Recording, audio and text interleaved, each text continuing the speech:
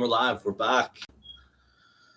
I'm going to read through chapter 13, The Sixth Sense, The Door to the Temple of Wisdom, The 13th Step to Riches by Napoleon Hill, the classic 1937 edition of Think and Grow Rich.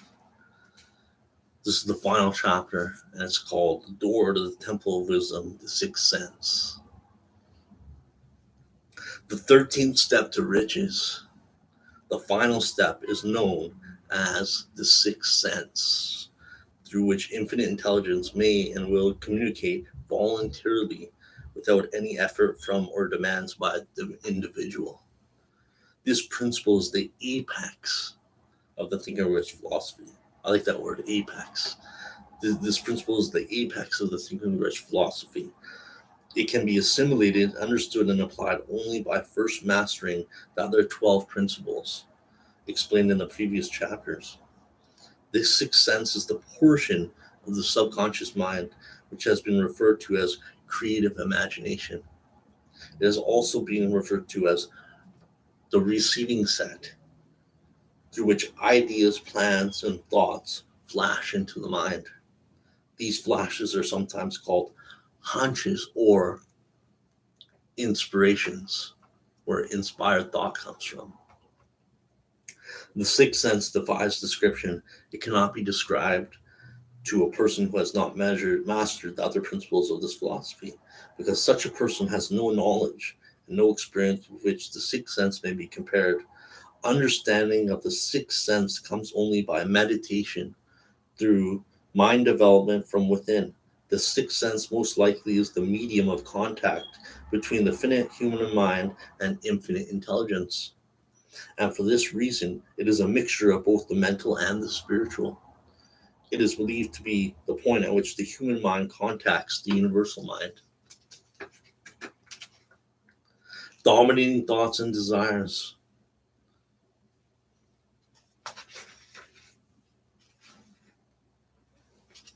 After you have mastered all the success principles explained in this book, you'll be prepared to accept as truth a statement which may otherwise be incredibly to you, namely, through the aid of the sixth sense, you'll be warned of impending dangers in time to avoid them, and notified of opportunities in time to embrace them. With the development of the sixth sense, there comes to your aid to do your bidding a guardian angel who will open to all times the door of the temple of wisdom.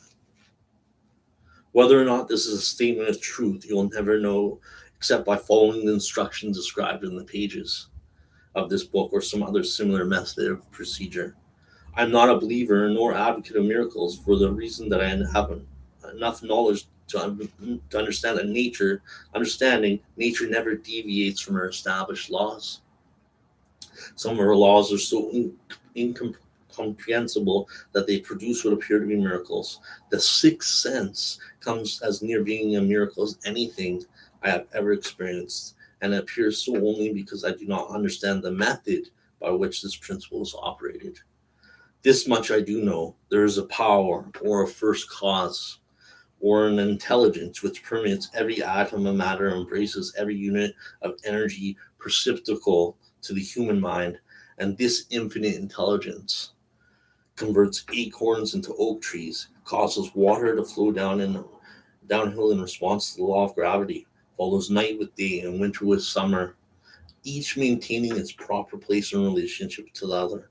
This this intelligence may, through the principle of the Think and Grow Rich philosophy, may be induced to aid in transmuting desires into concrete or material form. I have this knowledge because I have experimented with it and I have experienced it. Step by step through the preceding chapters, you've been led to this last principle.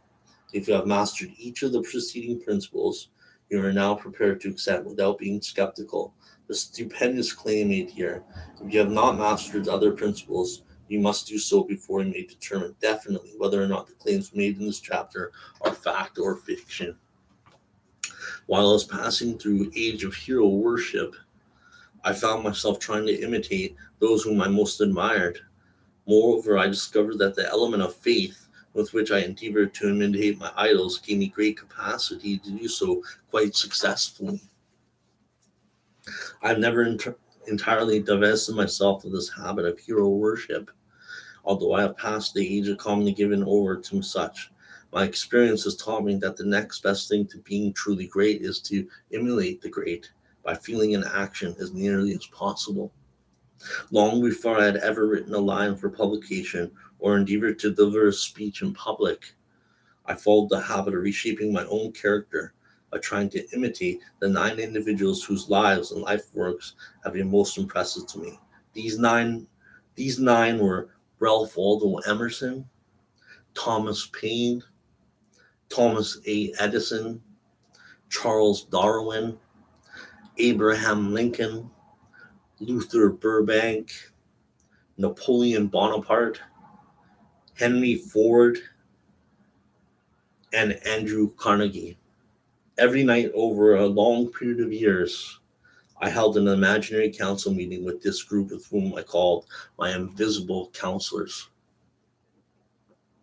This procedure was this: just before going to sleep at night, I would shut my eyes and see my imagination the group of men seated with me around my council table. Here I had not only an opportunity to sit among those whom I considered to be great, but I actually dominated the group by serving as the chairman. Before eyebrows were raised, let me assure you that I had a very definite purpose in indulging my imagination to these nightly meetings. My purpose was to rebuild my own character so it would represent a composite of the characters of my imagination counselors, realizing as I did early in life that I had to overcome the handicap of being born into an environment of ignorance and superstition. I deliberately assigned myself the task of voluntary rebirth through the method described here, building characters through autosuggestion, being an earnest student of psychology. I knew, of course, that all individuals have become what they are because of their dominating thoughts and desires. I knew that every deeply seated desire has the effect of causing one to seek outward expression, through which that desire may be transmuted into reality.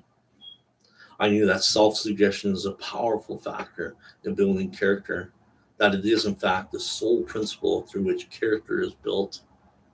With this knowledge of the principles of mind operation, I was fairly well armed with the equipment needed to rebuild my character. In these imaginary council meetings, I called on my cabinet members of the knowledge I wished to each to contribute, addressing myself to each member in audible words such as follows: Mr. Emerson, I desire to acquire from you the marvelous understanding of nature which distinguished your life. I ask that you make an impression upon my subconscious mind of whatever qualities you possessed, which enabled you to understand and adapt yourself to the laws of nature. I ask that you assist me in reaching and drawing upon whatever sources of knowledge are available to this end. Mr. Burbank, I request that you pass on to me the knowledge which enabled you to so harmonize the laws of nature that you caused the cactus to shed its thorns and become an edible food. Give me access to the knowledge which enabled you to make 2 blades of grass grow but where one grew before, and helped you to blend the coloring of the flowers with more splendor and harmony, for you alone have successfully gilded the lily. Napoleon, I desire to acquire from you, by emulation, the marvelous ability you possess to inspire men and to rouse them to greater and more determined spirit of action. Also to acquire the spirit of enduring faith, which enable you to turn defeat into victory and to surmount staggering obstacles. Emperor of fate, king of chance, man of destiny, I salute you. Mr. Payne, I desire to acquire from you freedom of thought and the courage and clarity with which to express convictions which so distinguished you. Mr. Darwin, I wish to acquire from you the marvelous patience and ability to study cause and effect without bias or prejudice, so exemplified by you in the field of natural science. Mr. Lincoln, I desire to build into my own character the keen sense of justice, the entire spirit of patience, the sense of humor, the human understanding, and the tolerance, which were your distinguishing characteristics. Mr. Carnegie, I am already indebted to you for my choice of my life's work which has brought me great happiness and peace of mind. I wish to acquire a thorough understanding of the principles of organized effort, which we use so effectively in the building of the great industrial enterprise. Mr. Ford, you have been among the most helpful of the people who have supplied much of the material essential to my work. I wish to acquire you the spirit of persistence, the determination, poise, and self confidence which have enabled you to master poverty and to organize, unify, and simplify human effort so that I may help others to follow in your footsteps. And Mr. Edison, I've seated you nearest to me, am I right? Because of the personal cooperation you have given me during my research and the causes of success and failure, I wish to acquire from you the marvelous spirit of faith with which you have uncovered so many of nature's secrets, the spirit of unremitting toil with which you have often wrestled victory from defeat. My method of addressing the members of the imaginary cabinet would vary according to the traits of character in which I was for the most interested in inquiring. I studied the records of their lives with painstaking care. After some months of this nightly procedure, I was astounded by the discovery that these imaginary figures became apparently real. Each of these 9 men developed individual characteristics which surprised me. For example, Lincoln developed the habit of always being late, then walking around in solemn parade. When he came in, he walked very slowly with his hands clasped behind him, and once in a while he would stop as he passed and rest his hand momentarily upon my shoulder. He always wore an expression of seriousness upon his face. Rarely did I see him smile. The cares of his sundered nation made him grave. That was not true of the others. Burbank and Payne often indulged in witty repartee, which seemed at times to shock the other members of the cabinet. One night Payne suggested that I prepare a lecture on the age of reason and deliver it from the pulpit of a church which I formerly attended. Many around the table laughed heartily at the suggestion, but not Napoleon. He drew his mouth down at the corners and groaned so loudly that all turned and looked at him with amazement. To him, the church was but a pawn of the state, not to be reformed, but to be used as a convenient inciter to mass activity by the people. On one occasion, Burbank was late. When he came, he was excited with enthusiasm and explained that he had been late because an experiment he was conducting through which he hoped to be able to grow apples on any sort of tree. Payne chided him by reminding him that it was an apple which started all the trouble between man and woman. Darwin chuckled heartily as he suggested that Payne should watch out for little serpents when he went into the forest to gather apples, as they had the habit of growing into big snakes. Emerson observed, "No serpents, no apples," and Napoleon remarked, "No apples, no state." Lincoln developed the habit of always being the last one to leave the table after each meeting. On one occasion, he leaned across the end of the table, his arms folded, and remained in that position for many minutes. I made no attempt to disturb him. Finally, he lifted his head, slowly got up, and walked to the door, then turned around, came back, and laid his hand on my shoulder and said, "My boy, you will need much courage if you remain steadfast in carrying out your purpose in life. But remember, when difficulties overtake you, the common people have common sense. Adversity will develop it." One evening, Edison arrived ahead of the others. He walked over and seated himself at my left, where Emerson was accustomed to sit, and said, "You are destined to witness the discovery of the secret of life. When the time comes, you will observe that life consists of great swarms of energy or entities, such as intelligent as human beings think themselves to be. These units of life group together like hives of bees and remain together until they disintegrate through lack of harmony. These units have differences of opinion, the same as human beings, and often fight among themselves. These meetings which you are conducting will be very helpful to you.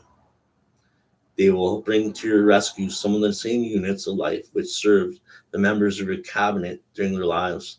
These units are eternal and they never die. Your own thoughts and desires serve as the magnet which attracts units of life from the great ocean of life out there.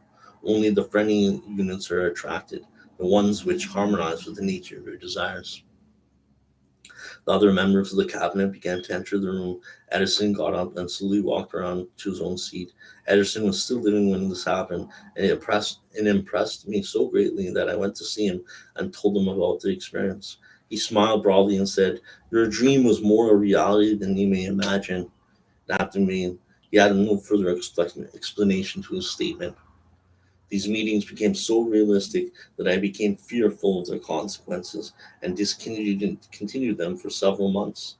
The experiences were so uncanny, I was afraid if I continued them, I would lose sight of the fact that the meetings were purely experiences in my imagination. Some 6 months after I had discontinued the practice, I was awakened one night, or thought I was, when I saw Lincoln standing at my bedside, and he said, "The world will soon need your services. It is about to undergo a period of chaos, which will cause men and women to lose faith, become panic stricken. Go ahead with your work and complete your philosophy. That is your mission in life. If you neglect it for any cause whatsoever, you will be reduced to a primal state and be compelled to retrace the cycles through which you have passed through thousands of years." The following morning, I was unable to tell whether I had dreamed this or had actually been awake.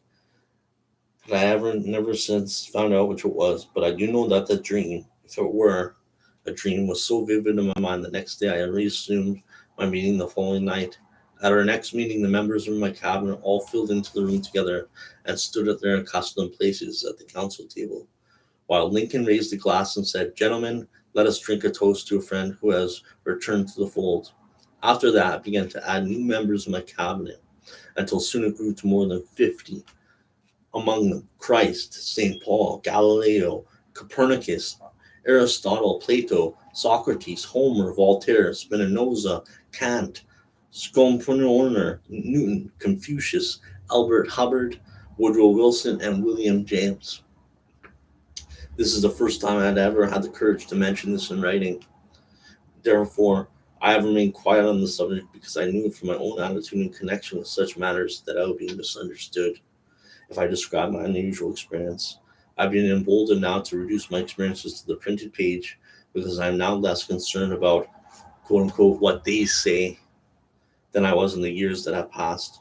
One of the blessings of maturity is that it sometimes brings one greater courage to be truthful, regardless of what those who do not understand may think or say. Lest I be misunderstood, I wish here to state most emphatically that I still regard my cabinet meetings as being purely imaginary, but I feel entitled to suggest that while the members of my cabinet may be purely fictional and the meetings existing only in my own imagination, this is awesome. But Napoleon Hill says, even though they might have been only in part of my imagination, they have led me into glorious paths of adventure, rekindled an appreciation of true greatness, encouraged creative endeavor, and emboldened the expression of honest thought. I love that. Led me into glorious paths of adventure, rekindled an appreciation of true greatness, and encouraged creative endeavor, emboldened the expression of honest thought.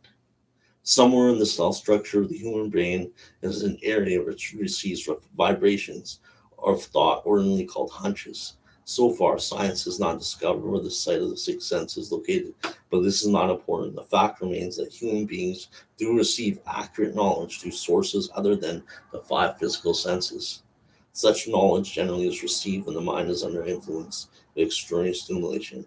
Any emergency which arouses the emotions and causes the heart to beat more rapidly than normal may and often does bring the sixth sense into action.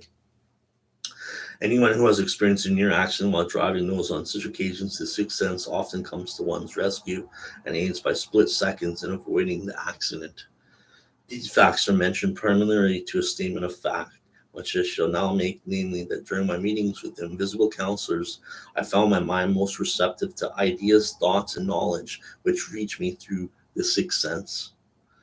I can truthfully say that I owe entirely to my invisible counselors full credit for such ideas, facts, or knowledge as I've received through inspiration.